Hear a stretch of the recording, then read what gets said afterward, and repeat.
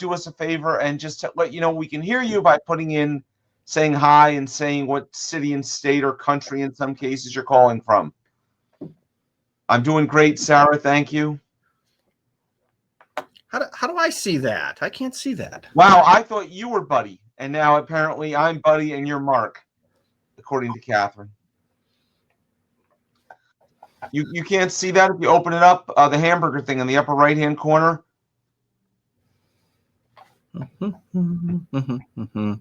All right, so thank you all for joining us. I appreciate it. It's interesting to do a 7 o'clock event. It's also super interesting to be doing these events during tax season and watching other stuff we've done that's being watched 200 and 300 times, this time of year. So continuing education will be offered for this program for both enrolled agents and certified public accountants. The rules of NASBA and the IRS remain unchanged, but I thought I would review them for you. To get the credit, there'll be 3 polling questions. I need you to answer 2 to prove your attentiveness. The computer tracks the amount of time you're logged in, which of course proves your attendance. You have to answer 2 of the 3 questions. You have to be on for at least 50 minutes. I can't make exceptions. I trust you, but the Internal Revenue Service and NASBA don't. I'm sorry. Give us about a week. You'll get the certificate by email. Okay, today's agenda didn't happen, but if you look up in the handout section, you will see 3 handouts.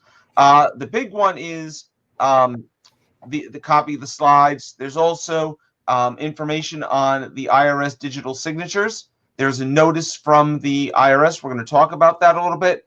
And there's a statement that goes along with accepting digital signatures, which we will also talk about. If you can't get those, we will be happy to email them to you. Just let me know, John at Tax Practice Pro. Of course, I'm usually the gridlock, so if you need anything or you're watching this on rebroadcast, a better choice is Nicole at Tax Practice Pro. Things will get done within a day as opposed to within a year. Hey, Mark, how's everything in Buffalo? Snowy? We have mounds and mounds of snow. No, there's no snow. There's no snow. It being April. Strange April for me. I don't have people screaming for tax returns, and we're mostly remote, so coming into the office really doesn't matter.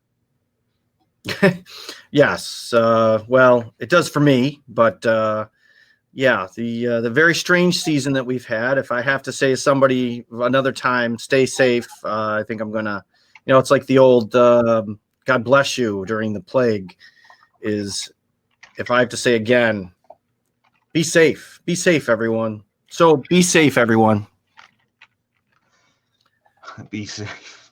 Anyway, strange season. Getting out of here before 2 a.m. some nights. And I don't know about you. Well, it's interesting too. I usually have a couple of audits during tax season. I have not had a single audit. I have not needed to schlep into New York City for an exam. It's been very nice. The offering compromises they're still moving along, but apparently the deadlines cannot. Well, not apparently. I read something where the deadlines are no longer valid. That they have to be extended. But you read that on the material you're going to present in a few minutes. Okay, thank you. So I read it somewhere. Someone asked if any of the conferences have moved. Latino Tax Fest has moved to December from July, but as of right now, I think everybody else is holding fast. I've seen emails from NATP that they are having their regional events. The can't think of what they call them, and the CSEA just sent an email that they're still on target for super seminars. So all good news, right? That nobody's canceling anything. All good news. All good news. So I want to mention this urgent change. We got some guidance back on March 27th, and I did post a copy of the internal IRS memo. Sometimes my Bloomberg subscription comes in handy for what they charge me. And the fact that this showed up in my report the other day from them, CSEA actually has this out as well in a very informative piece they did. So this is a piece coming out of the IRS National Office, I think, not Chief Counsel. Right. I'm sorry, I'm right? Yes. About which part? Not Chief Counsel. Thank you, Mark. Anyway, so I want to talk about this because this is kind of interesting and it's kind of temporary. So effective immediately, IRS will accept digital signatures to receive and send documents electronically.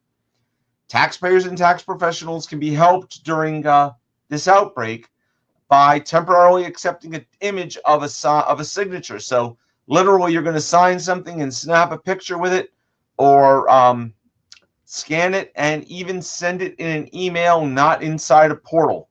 It's crazy. Crazy stuff. It has to be related to a determination or collection of tax liability. That says to me no tax returns and, generally speaking, no powers of attorney, but all sorts of other IRS internal correspondence. Sounds to me like stuff you could have faxed anyway. Yeah, I mean, well, they're talking about your extensions on an audit, statutory notice of deficiency. There's, but it is limited. Yep.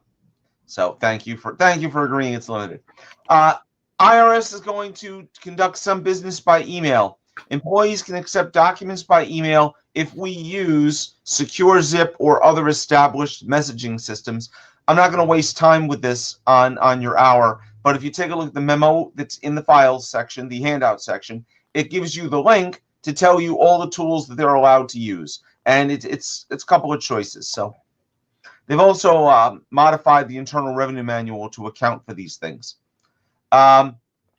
Yeah, Kathy says no POAs, even though the Taxpayer First Act said they had to start doing them digitally. Yeah, they're still working on that. There is one little piece I'm going to mention in a minute, Kathy, and you tell me if I've got it wrong.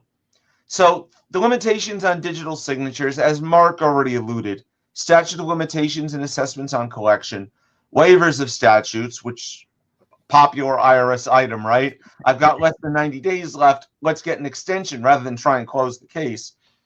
Agreements on specific matters, the closing agreements, and anything else that they need you to sign that they traditionally would collect from you outside of the standard filing procedures. Now, they did say a case-specific power of attorney.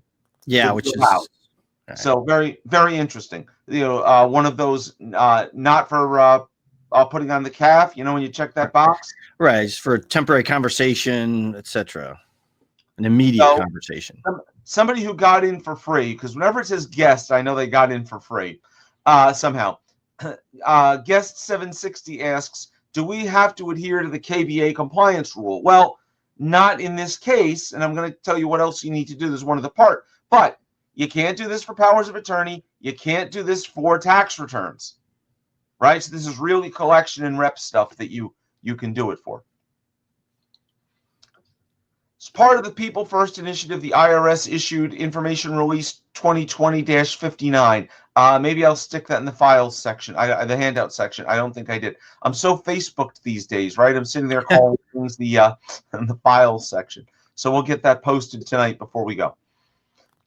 Payments are suspended on existing installment agreements. Payments are suspended April 1st through July 15th. They don't need to make a payment. They won't lose their correct. But IRS will also not default on these plans, but interest continues to accrue. And there's no automatic, if you're on a direct debit, you have to go to your bank and ask them to suspend the payment. Ask them to block it. Yeah, so there's the issue is the IRS is not turning off their entire thing.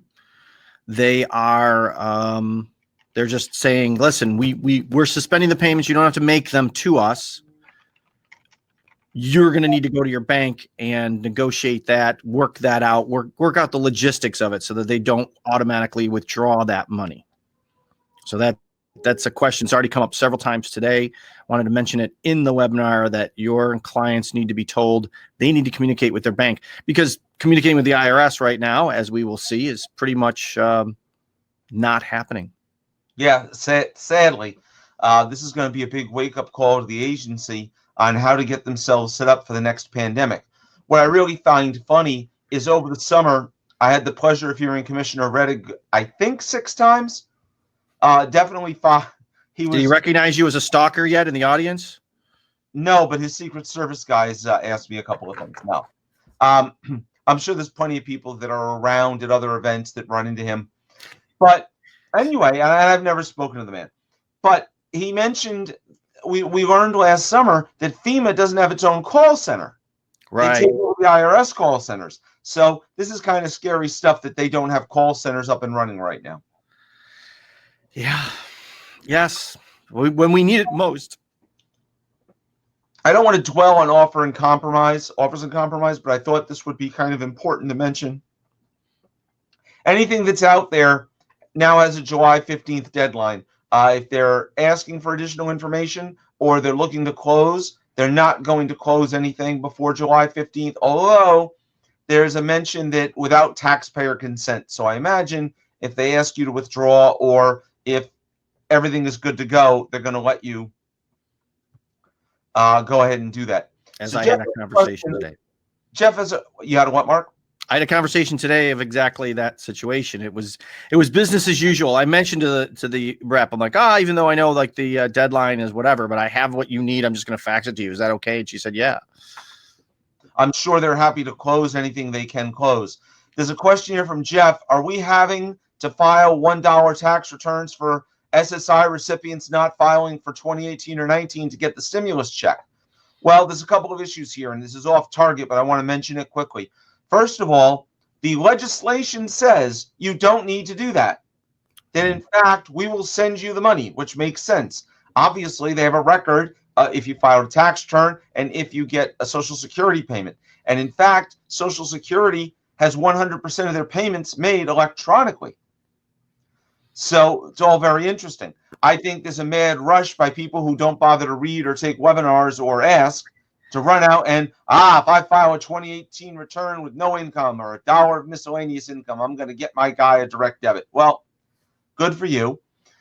Sean Reed, of all people, was made a comment to his congressperson that he thought it was stupid that, that the law said one thing and the IRS had announced. They didn't announce the tax return. The IRS announced recently that they were going to create an online tool for people to update their bank records and for people who hadn't filed to go in and fill in a mini form.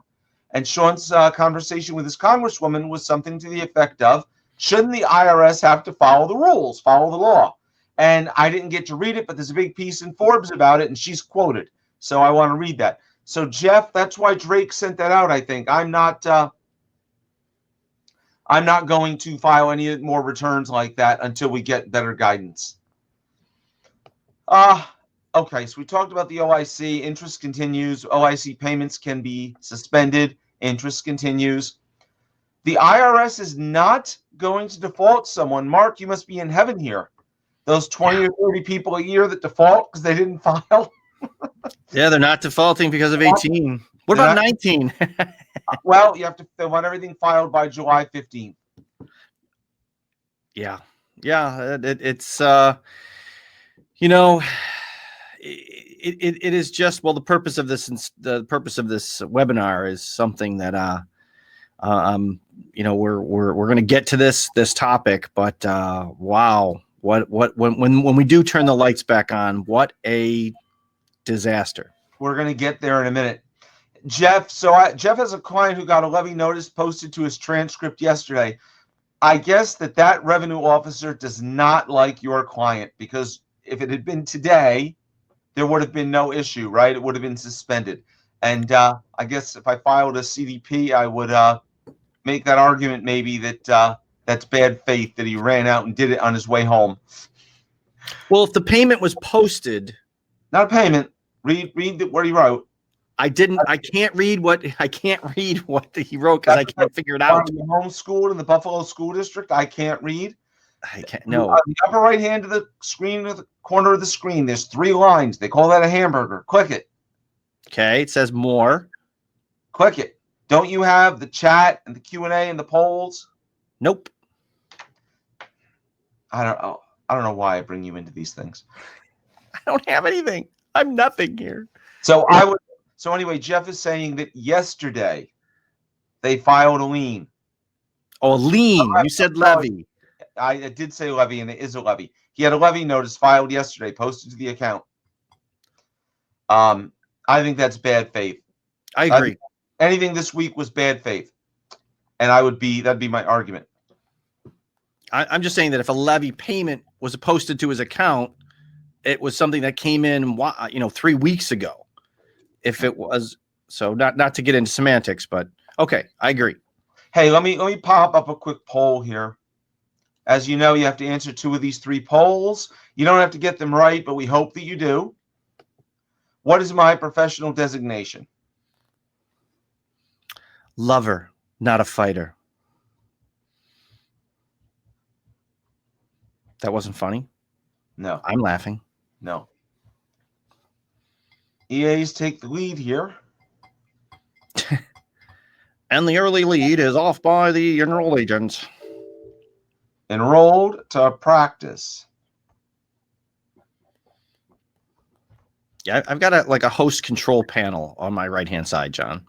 Right, and then to the left of that, you should be able to see. Oh, that's funny. I just made mine disappear. I hope I can bring it back.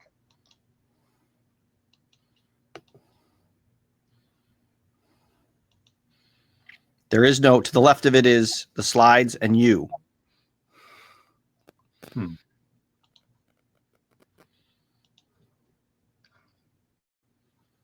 I can turn off the webinar. I can turn off recording if you want me to. End webinar. I can do that. I'd rather you didn't, Mark. Thank you. I've only done that once. Did you do that? Yeah, well, it didn't count. It was the day before. Okay, got it. Oh, do you see chat in the lower right corner? Nope, I got end webinar and help. To the left of that, you don't see chat. Nope. Wow. All right. All the attendees. A couple of you haven't replied yet. I'm going to close this out. The vast majority of the group tonight, at least that cared enough to vote, are enrolled agents. Remember, you do need to vote, or I can't issue continuing education. Yeah. The poll is closed. The poll is closed, sir. The pool is closed until further notice, and the poll is now closed. Yeah, Corey has it correct, Mark. She's telling you what to do. What? I can't see what she's saying. Mark doesn't understand how to scroll either, ladies. So, I scrolled to the bottom. Get help, end webinar, and the last name of the attendees, Miss Lynn Jacobs. Moving on. A couple of interesting things. Oh, Mark, you see, Susie asks, any suggestions on how to get a wage garnish released for a taxpayer who is still working? It came in last week. Yeah, they're supposed to be suspended. So the revenue officer, you've got to contact. Okay, if it was ACS, we're really kind of out of luck because they're not answering the phones. So we can't get it except for possibly sending a copy of the IRS thing to the employer and say, listen, look, there's supposed to be levies that are suspended during this period because of the Taxpayer First. Right. Right. That's an idea. The employer, you hotwire, just go right to the employer with, hey, this is the act, and say, I can't even get a copy. I can't get a release because the IRS is closed down, per se. Or I would probably send all of that along to Taxpayer Advocate. Right. Taxpayer Advocate, again, it was slow to begin with. Understood. But I would get everything on paper for it. Okay, saying get the 911 rolling. Oh, this is interesting. Portia says, I contacted the IRS liaison. Lo and behold, I was called back by the revenue agent who signed the wage levy. Oh, well, again, if there's a revenue officer involved, right, then you can still call, like I'm still calling revenue officers and getting phone calls from revenue officers. Mm-hmm. So if it's by an RO, that's a horse of a different color. I'm assuming it's ACS. If it's ACS, you got to get more creative. It's a revenue officer. Ideally, you call that person and say, "Hey, can you please release this? The guy's in a hardship situation." Clarice is here, and we really need to get her on a webinar, Mark. Hey, I'm just a talent. We can embarrass her into that. Clarice, you have an open invitation to speak anytime you want, and if it matters, I will make sure Mark is not involved. So anyway, Hey, Clarice spoke. All right, so Clarice works for a large national representation firm, so she has kind of like Frank Agostino. Sometimes she has access to people that you're like, how could you possibly talk to that person, right? But lo and behold, we did. And she said they are releasing wage levies on a case-by-case basis. So interesting to know. Mm-hmm. Passport certification, something near and dear to my heart. They are not certifying people as seriously delinquent to the State Department, which is a good thing because the State Department probably isn't functioning right now either. There are no referrals to private debt collectors right now. Right. Field office and correspondence audits are not supposed to start during this period. Start is the word. Right. Well, in-person meetings are suspended, but IRS employees are trying to work cases remotely. So our friend Debbie Peters, who I don't think is on here, Mark, told me that she had some initial difficulty, but now if low-hanging fruit stuff, they want to close it because they've got to get something done. You know, they want to avoid this avalanche. Right. So, when somebody turns the lights back on. Correct. Well, or you mean someone's there. The lights probably still are on because I get the feeling with some of this stuff, the IRS employees left and nobody told them, oh, by the way, you're not coming back tomorrow. With some of these state shutdowns, I was thinking about like lunch and refrigerators and things, you know. Oh, the moldy cheese is just a little more moldier. Yep. Earned income credit, tax credit, and wage verification reviews are suspended for new ones, and response dates are automatically extended to July 15th. A slight note there, just of comedic.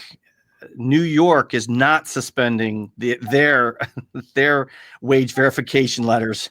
Yeah, I saw that. Although I will give New York a little bit of leeway here in that I think, like with the IRS, some of that stuff is just generated weeks ahead of time. Okay, or automated per se. Right, automated to an extent, right? So it's just, you know, the wheels keep on grinding. The machine doesn't stop. I'm more concerned there's going to be nobody there to answer. Right. What happens when their fax machines run out of gigs? I don't know. Well, that's always an issue too, right? With New York State with the fax machine. Famous fax. They're worse than an analog. Yeah, EA. Oh, they're worse than CAF sometimes. So speaking of which, I has anybody online had anything get processed by CAF in the last 8 to 10 days? No, me either. Nobody's saying yeah. Office of Appeals, Independent Office of Appeals is still functioning. No in-person meetings. They'll do telephone and video conference. Of course, no matter where in the country my cases get assigned, the video system is always broken, as they tell me. You know, they can't use it. When it comes to your appeal. Or me, one or the other. Geez, mine are always effective. Now, PPS, you know, they still have some of these things out there. Oh, it's like a rolling blackout. If you're lucky, you might get someone when you call. And then whenever I call, it says, we're closed. Telephone service is not available. And that's the official word, right? Is that live telephones are not available. Live telephone service for the foreseeable future, none. All right. So, with the IRS on hold, Mark, what do we want to do with my with our caseload? So, you know, I've got nowhere near the caseload you do between the two companies, but do you just leave people hanging, or are you calling everybody that you've got in a case? What are you doing? Surprisingly enough, they're calling us. They may not have paid their fees, or they might not have given us the information to prepare old returns, but it's amazing how the woodwork seems to be seeping with non-filers now wanting, supposedly they think they're going to get their $1,200, but there's a lot of the phones have been busy. The operators are standing by, and the phones have been busy with clients contacting us. I will be honest, I do not. There's only a couple times I've reached out to someone. There's been enough. I've been kept busy personally with enough of the clients who have sent emails or called in that we're already responding to, that I honestly haven't had the time to even tell the staff, hey, just let's start calling people. That's not happening. You know, one of the things I've learned is that I have everybody, all the clients are, of course, loaded up in MailChimp for email. They're loaded on Textalent, and we text people en masse to tell them, hey, here's the information on stimulus. Here's the information on COVID-19 in the office. But I don't have it segmented enough that I can send an email, say, to everyone I currently think is under an installment agreement to tell them you can skip these 3 payments if you need to. Yes. Yeah. There's the same clients who weren't aware that they had a legal filing obligation are suddenly aware that they should be filing 18 or 19 to get money. Well, I'm just thinking in this environment of do-it-yourself, and I've got more time than money, I would like to be ahead of the game and be delivering timely, actionable, relevant advice to my people, even if it's as simple as, hey, I hope you're healthy, and you know that $50 we've got you set up on, if you don't need to pay, if you don't want to pay it the next 3 months, call my office. We can help you out. And the thing that has precipitated a lot of the phone calls and emails from clients has been reality. If you lost your job, obviously you are not going to be able to make the IRS payment plan, or at least you're thinking of the stuff that puts you in jail, your child support, your food, your clothing, the mortgage. But I'm sure, you know, the unsecured loans, the credit cards, they're going to go first. And the IRS is certainly on top of that pile. Along with that $1,200 check they want to get. Right. So I'm just thinking about contacts to people. What about payments, Mark? I know not to tell tales out of school, but I know a lot of your agreements provide for X dollars now and Y dollars a month for so many months. What are you doing about payments? You're saying for fees from clients? Yeah, people that owe you coin of the realm. Yeah, what are you doing? I've doubled. I've told them that they have to pay me double because they probably can't pay me. No, I honestly, it's a case by case basis. I'm certainly not soliciting any client and saying, "Oh, you don't have to pay me the fee this month," or "Don't pay me the rest of that retainer you owe me." But I think the reality is what we saw after 9/11 and what we saw in 2008 was a factoid of the clients, the reality of the clients not being able to pay. You know, there's great. I thought about it a little while ago that I may have a bump. You know, Clarice and I and other people who are in rep work might get a bump in the next 18 months to 2 years of business, but chances are people won't have money, because that's what happened to us back then. Was, hey, this is great. We got an influx of potential clients who need our help because they didn't pay their taxes for 2021 because of this loss of income, loss of revenue, a total shutdown of all the self-employed people, the people who are hanging on, the restaurant. Let's look at the restaurant owners that are generally a large part of our client base for representation practice anyways. And now all those people are shut down. It's incredible. So the point is, the reality of people not having money is affecting me now, whether I shut them off voluntarily or not, which I'm not volunteering, or whether or not they just didn't make a payment. When I call, they're going to cry about it. I lost, this and that. So not only that, but I think it's going to impact the next 2 years of rep work, people not having money. So you expect people to pay unless they tell you they can't? Yes. Okay. I'm paying I'm just saying, like, I'm paying all my bills, all of them. And I'm in you and I are in unique positions. Probably most of the people on this conference, on this webinar are in a unique position, given that it's April 1st.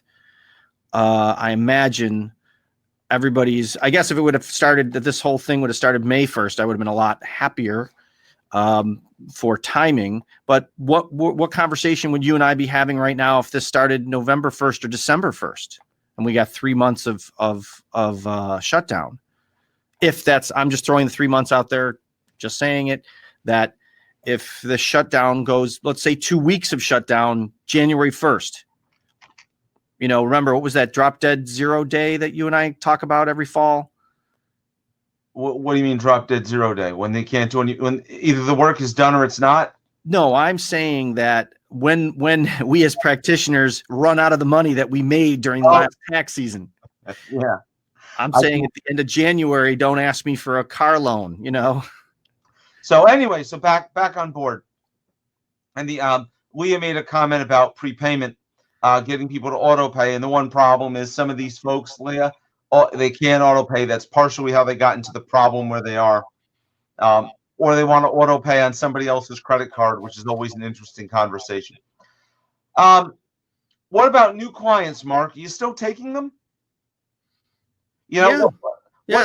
What's the ethics of something we can't work and saying, yeah, give me $500 down and $100 a month, and first thing August 1st, I'll take care of this. The ethics? Let's not talk about ethics. Let's talk about bank accounts. Well, No, you're not here to tell us about ethics. Correct. I'm not here to tell you, to teach you. I'm not here to teach you ethics. What I'm trying very delicately to say is information is power. So any clients, current clients, any potential clients, just like you're going to tell them, hey, I can't guarantee you that I can get you an offer in compromise. I can't guarantee you an installment agreement. There's going to be an added level of conversation with this taxpayer, with this potential client to say, just so you know, everything's on hold. You know, people like me who do the whole thing, who sell and work the case. It's an easy conversation because it's in the top of our heads. It's the reason why you're on this webinar. We know that there is a greatly reduced resolution potential for the near foreseeable future. Whereas there are a lot of entities out there who the salespeople, the people who are cold calling clients for sales, that's completely shut down. What can they promise? I don't know as though it's shut down. I'm just assuming that the new how can the places that make all these promises that they can't keep make those promises now? So I understand what you're saying. My answer is, John, I will have an intelligent conversation with that potential client, including the facts of the shutdown or the lack of communication. Hell, I can't even promise. Heck, I can't even promise a power of attorney being posted right now. I was doing looking at a potential client for return prep. And they said, well, I think I have most of my W-2s. And I started typing an answer email saying, well, we can always get them from PPO. I guess we can't get them from PPS, can we? Can't get them from, I can't even say, oh, well, let's send in a power of attorney and wait 10 days and then get the IRPs. So yeah, I did today have a conversation with somebody about, well, honestly, if that's all the W-2s you think you have, I can't verify that. If we're missing some dividends or some interest on this tax return, it is what it is. Yeah, I'm still submitting powers of attorney, but and I use tax help software, so I sit there and I monitor, every day, praying that someone is gonna magically, populate. Kathy's asking about ASEDs, Mark. Assessment statutes. Yep. So the extensions for the ASEDs, and I don't want to. Mark, I want to put just a pause right there. Susie DiMaggio just stole your thunder and reminds us that taxpayers can create an account themselves and get their own wage and income data for us.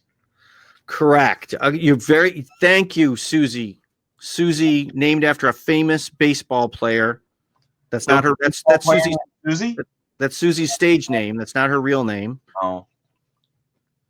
And She's right, 100%. You're going to put up he's putting up a polling question. 100% right. The IRS is accepting digital signatures related to determination to facilitate operations during the pandemic, via email, all the above.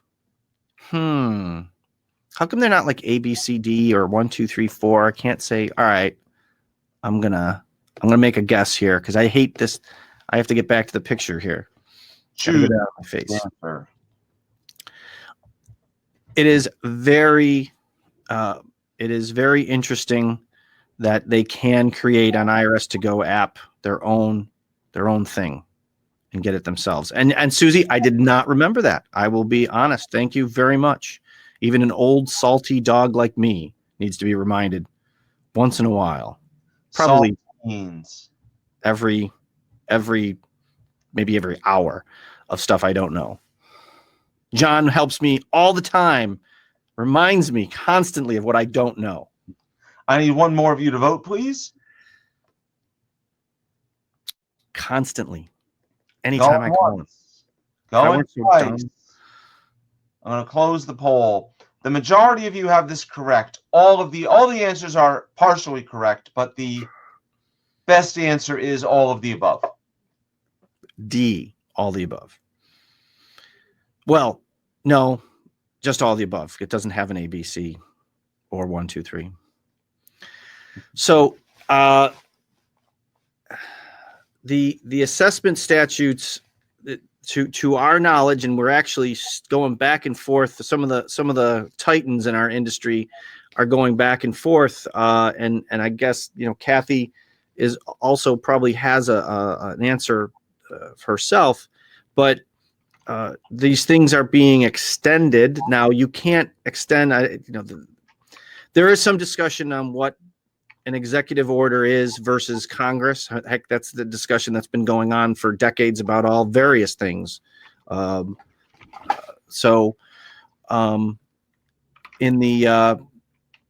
honestly would have to look at that section in the act to see what Congress has done relative to the assessment statute expiration dates. To my knowledge, they are extended because of I heard some specific wording in some IRS stuff that wasn't law. How about that? Again, we go back to the Internal Revenue Manual's not the IRM's not law. All that other stuff. Wait! I'll remind you of something that the Treasury Secretary said in a tweet. Right. Hey, I'm extending this, and we're all like, okay, let's wait for it in writing. And it took quite a while. Today, the New Jersey, by the way, extended to July 15th. You know how I know? The governor sent a tweet. Yeah. He signed the bill and he sent a tweet. What the heck? So now you're going to follow all of these people, reel this guy, reel that guy, and know what they're saying? I don't know. How about setting expectations on this stuff, though, Mark? So somebody comes in the door today, they need some level of resolution. Even if you sent in returns, even if you could pull transcripts, they could pull them themselves.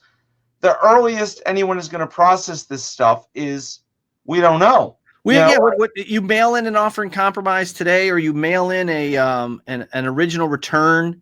That's the thing. Client says, well, I want to file a paper 2018 return with it. Non-filer for 6 years. Okay. Self-employed non-filer. There's nothing, there's no 1099s. There's nothing. He's saying, hey, the IRS doesn't even know I exist. I want this check, which they're probably not going to get anyways. Anyway, so what do you want to file, a $400 net income tax return? He wants to file a legitimate income, and I actually did the return, and it's like $87,000, or not? $8,700 that he owes. He's gonna, he would have gotten the bill anyways, but he's like, oh no, forget 14, 15, 16, 17. Let's just do 18 and 19 right now. And when I'm looking at the debt he's going to have for 18, and the fact that he probably won't see this $1,200 because they're going to, will they process the 18 return? It's the which is first, the cart or the horse. He's better off waiting and filing his 19 return and getting a credit on it, or does he want this $1,200 and he's not going to pay the IRS? He wants this $1,200. It's ridiculous. But he has no current assessment. Wow. So anyway, we need to set. I think it's an issue with setting expectations. Hey, I'm taking your stuff. The IRS isn't open. I don't know when they'll be open. This is all evolving as we speak, and it could be 60 days before they even open your letter. Right. I mean, just envision the conversations that you've had in your office, each one of us, to all these people calling about all these topics. Do I need to file a return? Do I need to tell the IRS about my direct debit information? Do I need to do this? Do I need to do that? That's absolutely applies also to the representation world, where a lot of us, I'm loving the phrase right now, we think something, but we don't know. We're going to get clarification. Heck, the bill was just signed on Saturday. Well, is it Wednesday? What day is it? Wednesday already. It's Wednesday. That's right. So I have to stop using that excuse, I guess. Because I finally did get learned. I finally did do some reading today on these topics because of this very webinar. Because the incredible amount of data out there, whether it's the loans, the SBA, whether it's the 941 credit, whether it's the stimulus check, all these different realities are flooding into all of our little brains. And obviously, everyone on this webinar is thinking, how do they get more education so that they can be tomorrow morning? Because chances are, although some of us like Susie on the West Coast are still closing the doors for the day. I will be here till probably 10:30, 11 o'clock tonight, just doing my $100 tax returns. Was your choice. I tried to talk you out of it. So after so did Jeff. After setting some of these expectations, my other concern is the engagement letter revisions. A couple of things. I've got to revise it for COVID-19 for pandemics, for these act of God, force majeure stuff, because my fee is 100% earned upon the signing of the engagement letter, pandemic or not. Good point. Item 2, though, what does Circular 230 say about timely disposition? We should do it on time. Well, no, but you have to quickly move along. Right. You can't. Well, it's more oriented not towards the client per se, but oriented towards not dragging your feet in an audit or an offering compromise or negotiations. But certainly we can use your analogy both ways. It's the old thing with Circular 230. There's a lot of different things that you can look at from each perspective. And certainly we should not actively engage a client that we know we cannot resolve in the near future. At least educate that person. Say, listen. My point is that the client should understand. We'll work on this right away, but IRS isn't open, and we are in unprecedented, uncharted times. So I certainly wouldn't want someone to come in 2 weeks and say, "Hey, you didn't get my resolution, you didn't get me my payment plan," or even 2 months at this point. Right. Correct. I don't want them saying that. Unrealistic expectations. That's one of my themes in my webinars for regular representation clients, let alone these things. Thank God that guy who I was talking about did prepay a small fee. I mean, he paid like a portion of the return prep. So I don't have a problem doing 18.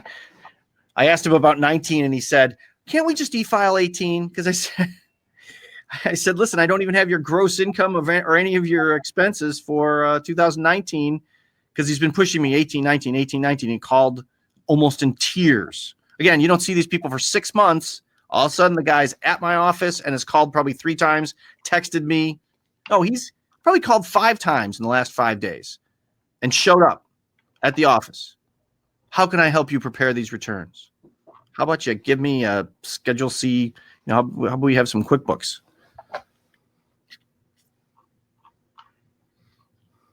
Hang on 1 second.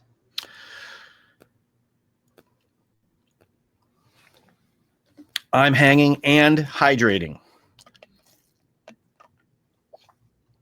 There's one Cerveza left in my refrigerator after we had that big family Zoom session last night, which I downed 2 beers in a 3-hour period. I was feeling it. I'll tell you that much. Because I didn't eat dinner. That's the key. Mark is a cheap date. Don't feed him dinner. Just tequila. Okay, so when getting back to restarting the practice, some concerns I have are, first, IRS can print 1 million notices a week, right? They've got that running machine. They've thrown that in our face. Well, are they still printing? Well, is it automated? Yeah, I mean, all the assessments. We're still getting assessment letters. We're still getting. I don't know. So I'm gonna admit to something. Are you all ready to hear me admit to something? So, when people do an installment agreement, everybody is due the 28th of the month. You know why? When people call me up and say, John, what day is my payment due? I can tell them Lazy. 28th of the month. Lazy. I thought it was brilliant management. See, I do my birthday. I don't do the 28th. I do the 21st. So anyway, we get a large stack of mail here, somewhere between the 25th and the 30th every month of. Yeah, they're called bills. Well, all the copies of the client's statements. Nicole said to me today, what did I do with them? In other words, because I guess I have a known history of misplacing the mail or, Yeah, pan around that office with that camera. Go ahead. I dare you. I put it on my desk so that, people can, can see what I'm doing. And the next thing you know, they can't find the mail. And I said, we don't have any. And she's right. The notices didn't come this month. So I don't know. Does that mean they're not generating them? Does that mean they're holding them? What does that mean come July? Are they going to be behind?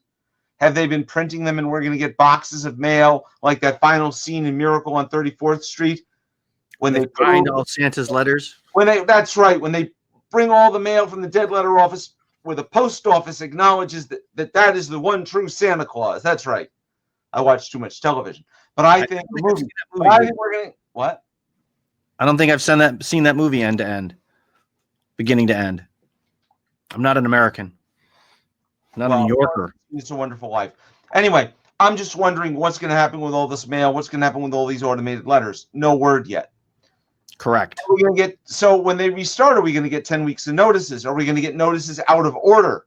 And over the next 90 days, all the back notices show up? The answer is yes. The answer is yes. We're going to get... Based on things be screwy.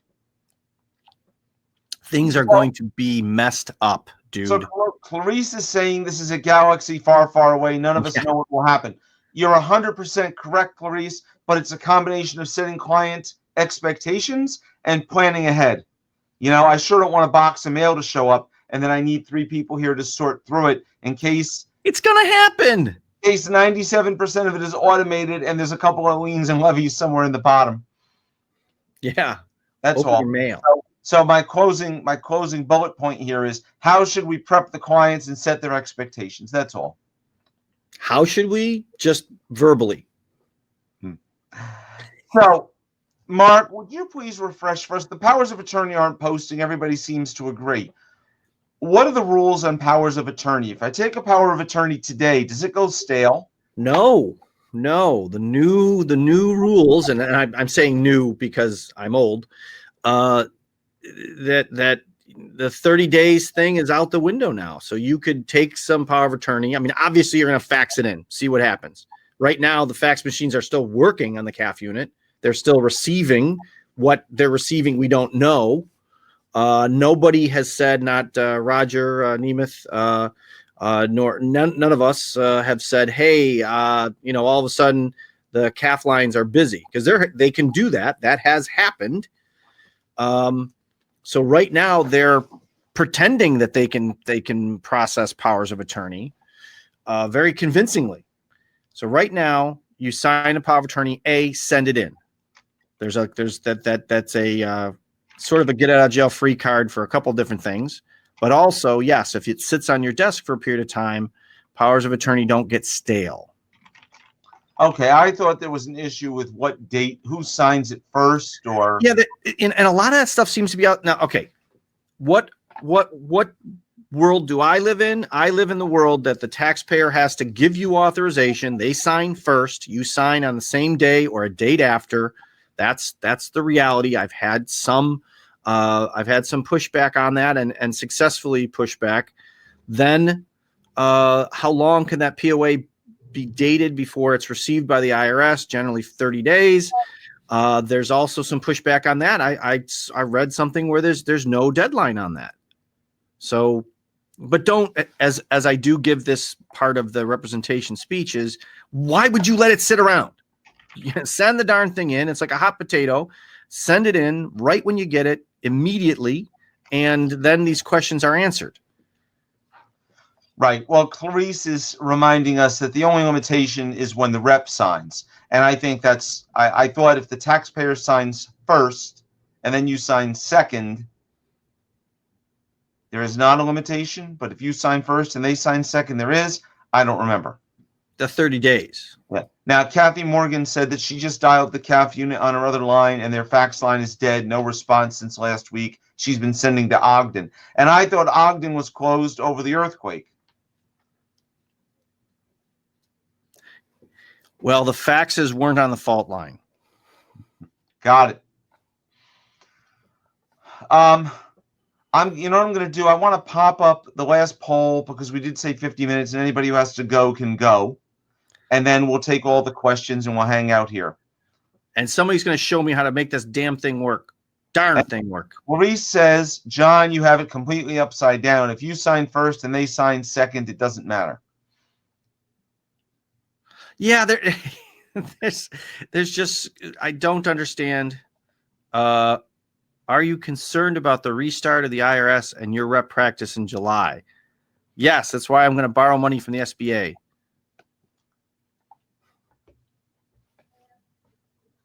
And not pay it back, ever.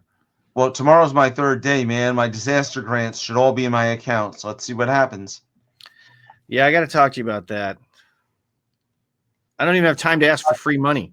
This should have been my question. And to those of you out there that think I'm an idiot for this, forgive me. I can't believe that all you have to do is give up your business name, your federal ID number, a bank account number, and say, yes, I want $10,000. And you're going to get the money in 3 days. It just seems like. Are we sure that this isn't a scam? Are you sure that you just? I feel like we're actually in the zombie apocalypse, and in 6 months we're all not going to be here, so none of this matters. Hence why they're doing it. 57% of you are worried. 13% of you are not worried, and surprisingly, a third of you, 30%. Are concerned but not sure if they need to be. And that's kind of where I am. And I think if we're thinking about it, that's a good thing.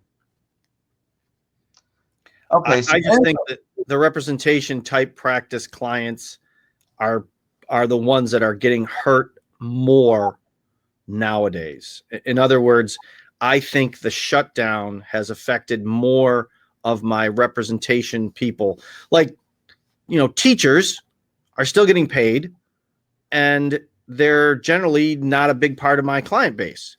Whereas restaurant owners or other self-employed people like therapists or radon detection inspectors or appraisers of homes, those people are sitting down on a couch getting nothing. I don't care what Congress gives them over the next 8 weeks.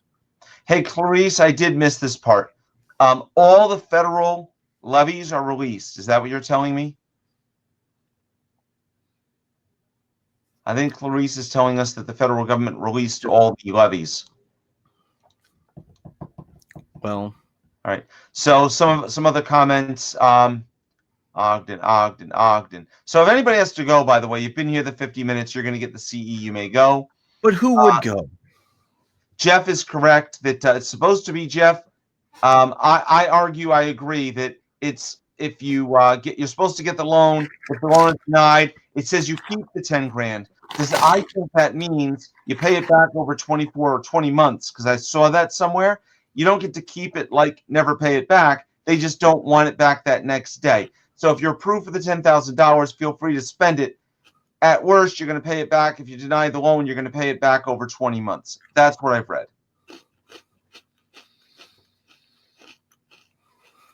I may not be borrowing money from anybody. If I had Clarice's email address, I would be telling everyone to email her right now to come on our program at some point in the future.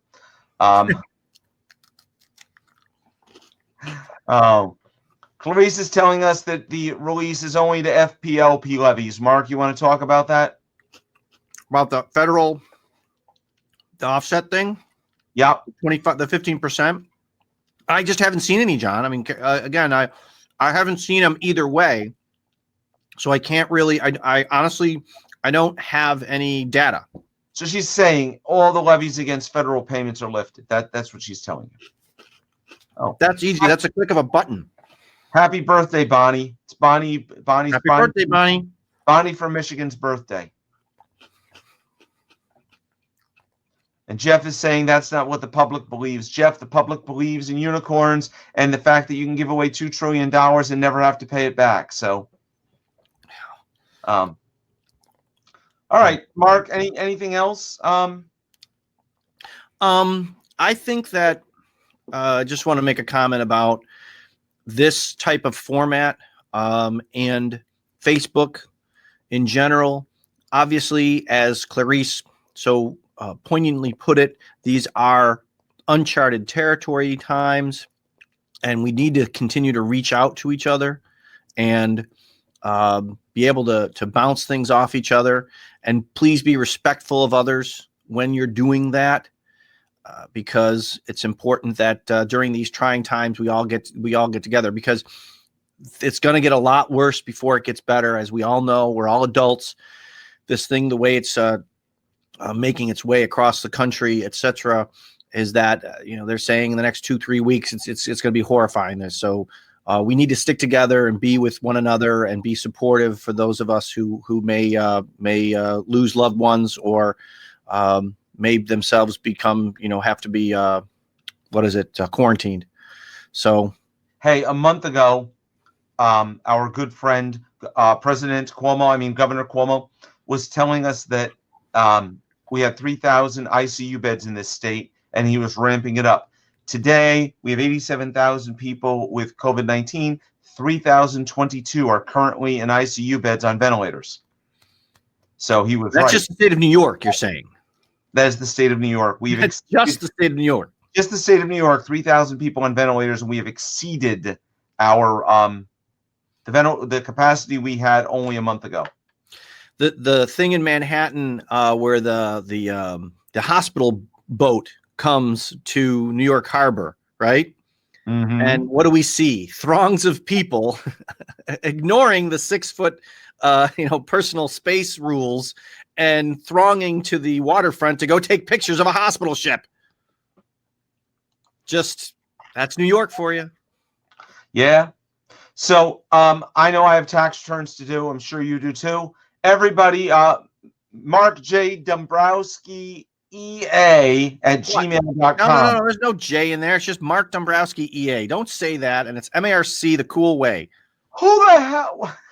He wants no one to find him. He's got half a dozen domains. You think he'd be mark@taxhelp.net. I can remember that one. I have that email. I don't know if it works anymore, but I have that email. John@taxpracticepro.com, or give me a call. I like to talk. This will be up on Facebook. Up on YouTube by tomorrow. And if you have any questions or anything, you all stay safe and healthy. Stay safe, people. Stay safe. Stay safe. Bye-bye.